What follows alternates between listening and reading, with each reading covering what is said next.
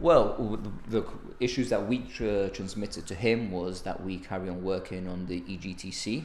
That's the main thrust and one of the main objectives that as a group we've set ourselves out. We are currently working with the government of Gibraltar, and we're actually working very closely with the Mayor La Linea.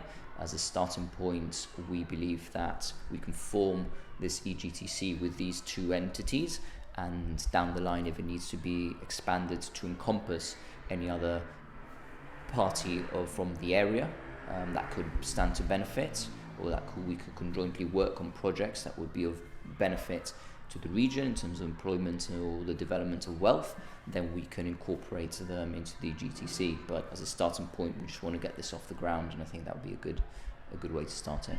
So the EGTC in its early stages, but what type of inroads have you made so far? We actually sit in regularly with technical lawyers, and we're also made good headway in terms of at a European level.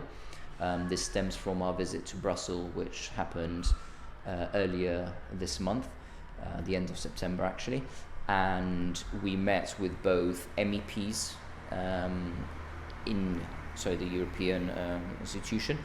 That was more to transmit the message of the group, to make sure that they don't forget that, Gibraltar is here, that we voted primarily to staying with the EU, that we still want some good relationships with the EU, and in the wider Brexit negotiations, to make sure that, they don't forget the interests of Gibraltar. And then on the other hand, we met with department heads from European Commission departments, and that was more to do with the EGTC. So it's very technical level meetings where we made inroads in terms of the setting up, and now we have resources and contacts there to assist us in the work that we're doing here. And despite Brexit, how relevant is it to continue with this concept, the European grouping of territorial cooperation? I think it's highly relevant, even more so now that we are in a Brexit situation. I mean, the EGTC is an allowable institution in a situation where one of the participants is a member state and the other one is not. So this formula works for us irrespective of the fact that we would be transitioning outside of the EU as a result of the referendum result. So the model still works, and we think that perhaps now more than ever it will be a useful tool because it will maintain this link to the EU.